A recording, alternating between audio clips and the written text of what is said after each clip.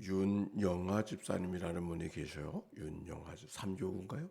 네, 그 가정을 위해서 기도해 주시고 또 정용옥 집사님을 위해서도 건강 때문에 염려하고 계시니까 기도해 주시기 바랍니다. 최규술 집사, 이명화 집사님 가정을 위해서도 기도해 주십시오. 그리고 오늘 속회의 날이죠. 좋은 교회 되는 것은 교회 소그룹 공동체가 어떻게 잘 세워지는가에 달려 있습니다. 담임 목사 혼자 할 수도 없잖아요. 그러니까 여러분들 기억하시고 오늘 이번 주일날 그 모든 속회들이 다 세워진 모습으로 그렇게 드러날 수 있도록 그렇게 함께 힘써 주시면 좋겠습니다. 자, 오늘 성경의 말씀 요한계시록 2장의 말씀인데 요한계시록 2장 1절 말씀 한번 읽어봅시다. 시작. 에베소 교회의 사자에게 편지하라. 오른손에 있는 7뼈를 붙잡고 7 금조대 사이에 거니시는 이가 이르시되. 이제 모두 7 교회에 대한 이야기가 나오는데 오늘 등장하는 교회들도 에베소 교회, 서문학 교회, 버가모 교회, 두아디아 교회 이렇게 4개의 교회가 등장합니다. 예배소라고 하는 곳이 어디에 있는가 한번 지도를 보시면 좋겠어요. 그 예배소는 이 터키, 이제 터키가 터키로 하지 않기로 했답니다. 앞으로 튀르크라고 하는 나라로 이렇게 이름을 국호를 바꾸기로 했다. 그런 얘기를 들었는데 그 튀르크라고 하는 말이 우리가 역사책에서 보면 돌궐이라고 하는 나라이죠. 그 돌궐이라는 나라가 영어로 표현하면 튀르크라고 하는 나라 같은 말이 옳습니다.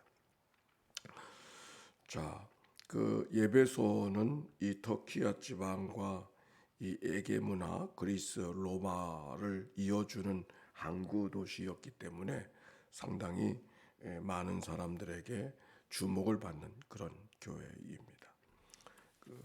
다른 교회들을 이렇게 보면은 그 소아시아 교회가 이렇게 터키 지방의 한쪽 구석에 이렇게 7개의 교회가 보이고 있죠. 한쪽에. 근데 이 교회들이 예배소를 중심으로 해서 있는 것을 알게 되어집니다. 그 예배소의 모습을 보면 이게 예배소에 있는 그 환경, 지금도 가보면 이렇게 길거리의 모습이 보여져 있습니다. 지금은 관광객밖에는 없지요. 그 예배소에 있는 이 스테디움인데 이 스테디움이 3만 명이나 들어가는 이 스테디움이 도시의 규모를 이야기하는 거예요. 앞에 보이는 길은 저 바닷가로 나가는 그런 저작거리 옳습니다. 이것은 중심에 있는 이걸 두란노 서원 셀수스 도서관이 있고 이 근방에 두란노 서원을 운영하던 곳이 바로 지금 모습입니다. 이 예배소에는 아뎀이라고 하는 우상을 숭배하는 그런 신상을 예배하는 신전이 있었는데 이 신전이 지금 있는 건 아니고 이런 가상도를 그리고 있습니다. 얼마나 크게 거대하게 만들었는지 세계 제7대 불가사의 가운데 하나다. 지금은 돌밖에 흩어져 있는 돌밖에 없지만 마치 아테네에 있는 파르테논 신전처럼 이게 아데미 신전이 옳습니다. 이거는 남아있는 유적들인데 옛날 교회의 터가 아닌가 이렇게 여겨지고 있는 그런 자리 옳습니다.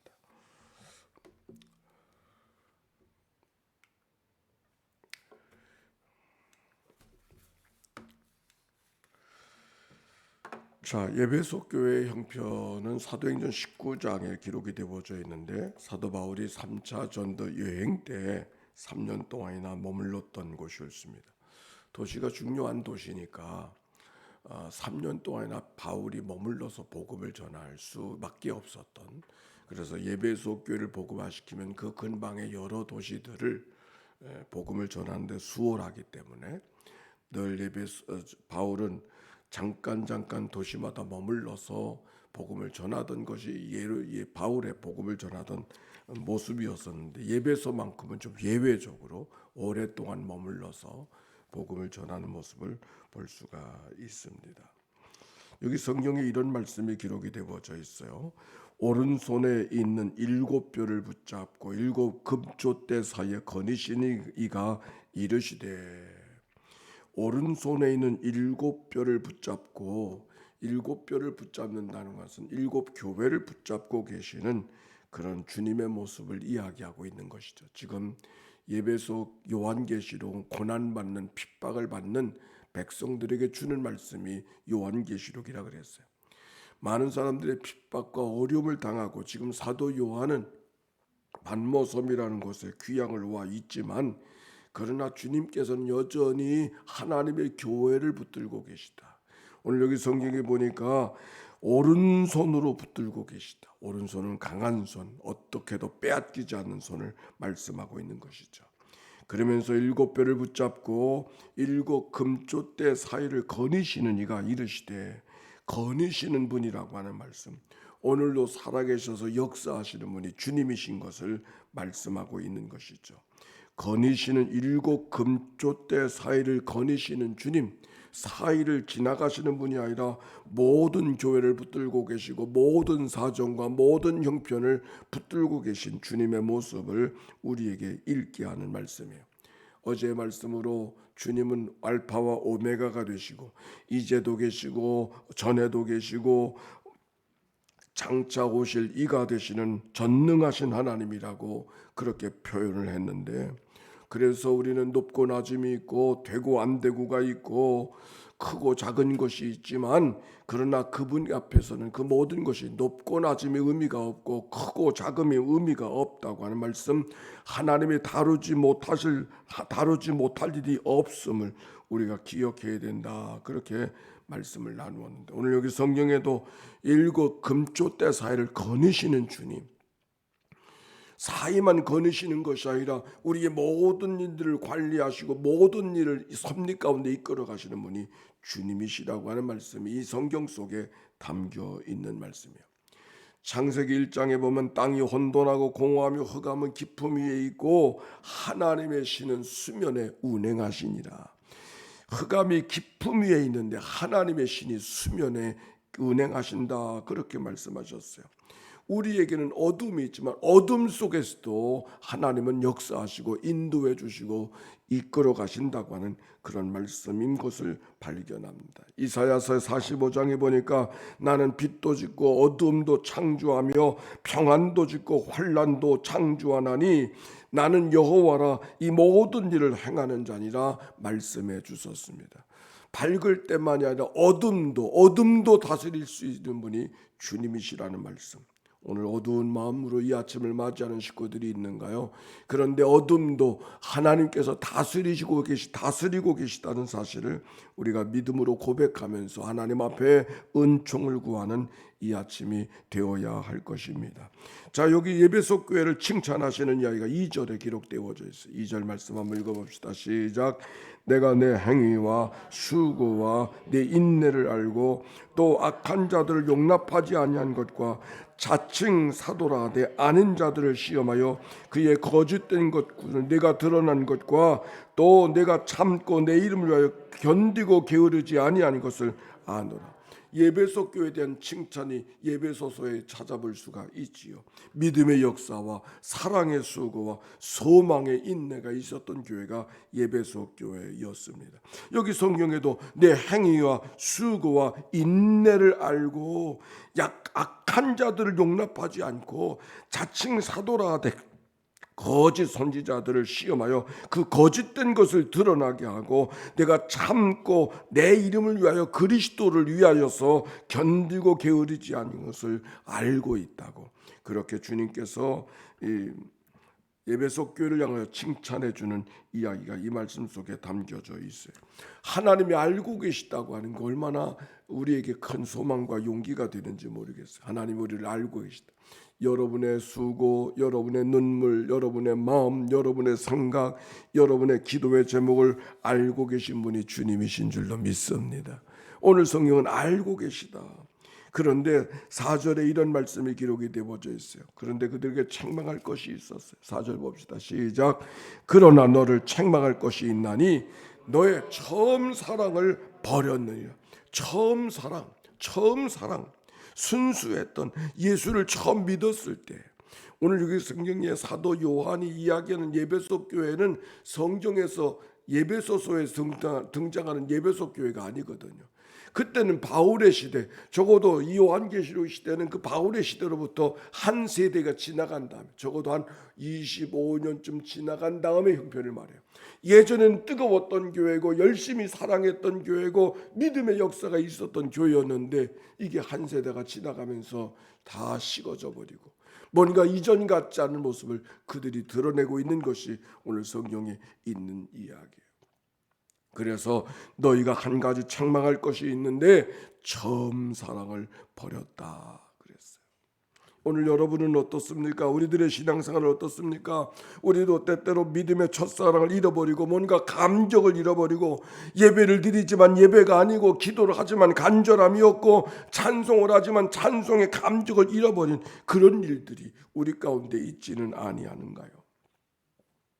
우리가 하나님 앞에 봉사가 하더라도 고단한 줄 모르고 봉사했었는데 뭔가 봉사를 통해서 우리 안에 공치사를 해야 되고 뭔가 우리의 마음속에 다른 마음이 작동하는 그런 일들이 우리 가운데 있는 것은 아닙니까? 이전에는 주님만 보고 충성했는데 뭔가 사람들의 눈이 의식되어지는 그런 일들은 우리 가운데 없는지요? 예배소 교회가 바로 그런 교회여서 그런 교회가 되어졌어요. 그래서 이렇게 말합니다. 5절, 그러므로 어디서 떨어졌는지를 생각하고 회개하여 처음 행위를 가지라. 그리 만일 그리하지 아니하고 회개하지 아니하면 내가 네게 가서 네 촛대를 그 자리에서 옮기리라. 처음 행위를 가져라. 회개하라. 그리고 하시는 말씀, 회개하지 아니하면 내 촛대를 옮기리라. 영광을 빼앗겠다고 하는 말씀이에요. 이 말씀은 다른 말로도 이렇게 표현할 수 있어요. 네가 스스로 회개하지 아니하면 내가 회개하게 하시겠다고. 사실 예배소 교회가 지금 사도 요한을 통해서 책망을 받고 있지만 책망이 은혜일 수 있어요. 왜? 꾸짖어 주니까 고칠 수가 있잖아요. 놔둬 버리는 것이 아니라 책망하는 것은 고치려고. 그것이 사랑의 마음이죠. 주님께서 이 예배소 교회를 사랑하시기 때문에 꾸중하시는 거죠. 우리가 세월이 흘러가면서 뭔가 아무도 나를 꾸짖어 줄 사람이 없는 사람, 행복한 사람이 아니라 불행한 사람이죠. 꾸짖어 줄 수 있는 사람이 있다고 하는 게 그게 감사한 일이고 그것이 진정 사랑한 삶의 모습이었던 것을 알고 있기 때문에 그렇습니다. 회개하여 처음 어디서 떨어졌는지를 생각하고 회개하여 처음 행위를 가지라. 옥타비우스 윈슬로라는 사람이 그리스도인들이 그리스도인의 삶 속에서 하나님을 향한 사랑이 잃어버려지는 특징들 몇 가지를 지적을 해 주었습니다. 한번 제가 몇 가지를 지적해 볼게요. 하나님이 나의 열망과 거룩한 기쁨과 잦은 묵상의 대상에서 멀어지기 시작했을 때, 하나님이 우리들의 생활 속에서 묵상되어지는 일들이 한가하게 되어졌었을 때 이것은 하나님을 향한 사랑이 달라진 것이라고 하는 말씀. 두 번째, 어린아이와 같이 하나님을 신뢰하고 따르는 단순한 믿음의 은혜가 상실되어져 버리고 말았던 말씀.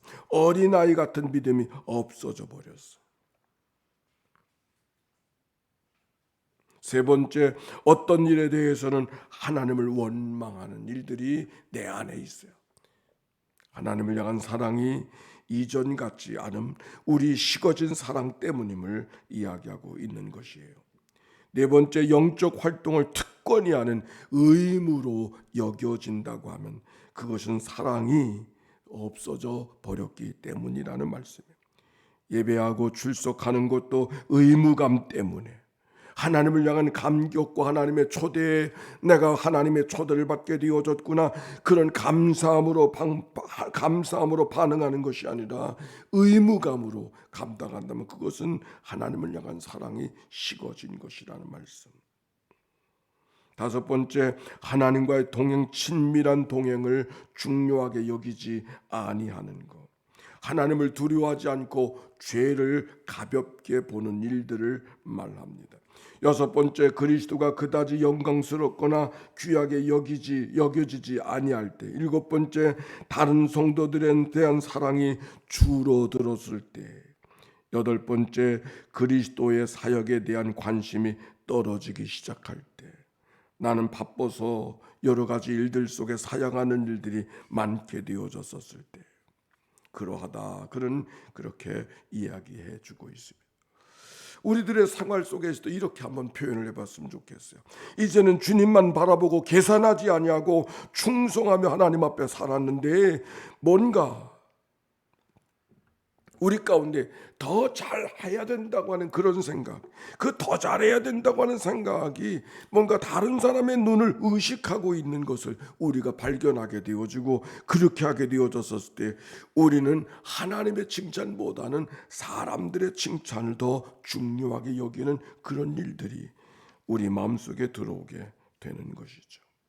오늘 여기 성경의 말씀, 예배소 교회를 향하여 처음 행위, 너희들이 어디서 떨어졌는지를 생각하고 회개하여 처음 행위를 가지라, 그렇게 말씀해 주었습니다.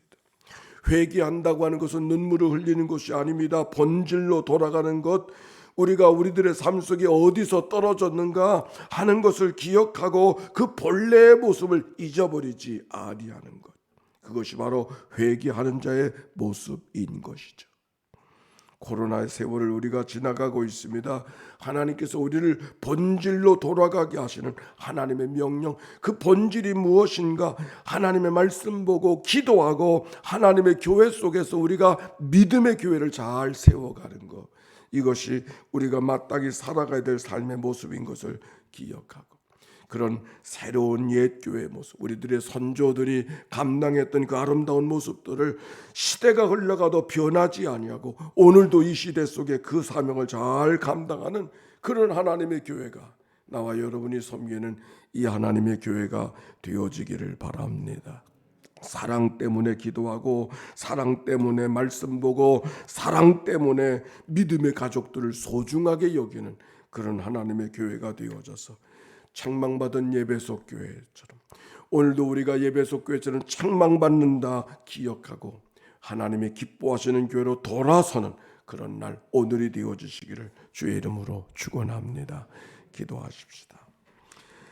하나님의 아들 우리 주 예수 그리스도여, 이 죄인을 불쌍히 여기소서.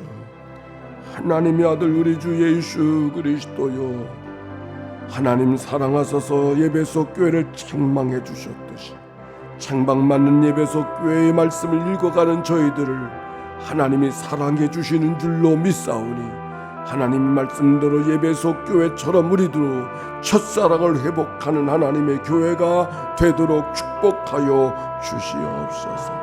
하나님의 아들 우리 주 예수 그리스도여, 오늘도 울적한 마음으로, 실망한 마음으로, 절망의 마음으로 이 아침을 맞이하는 식구들이 있는가요? 주님, 저들을 주님 앞에 올려드리오니 주님이여 저들을 긍휼히 여겨 주시옵소서. 하나님의 아들 우리 주 예수 그리스도여, 하나님의 교회 모든 속자님들을 주님 앞에 올려드리오니 주여 저들을 긍휼히 여겨 주셔서 하나님이 기뻐하시는 작은 교회들이 아름답게 세워지는 복된 날, 이날 되도록 축복하여 주옵소서.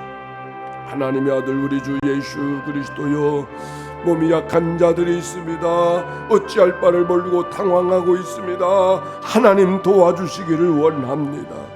의원 중에 의원이 주님이시여, 여호와 라파 치료하시는 분이 주님이실진데 주님 찾아가 만나주시고 그들의 환부 환처에 주님의 손을 얹어주시어서 치유하신 하나님의 능한 손길을 경험하게 해주시옵시고, 살아계신 하나님의 능한 손길을 경험하도록 축복하여 주시옵소서.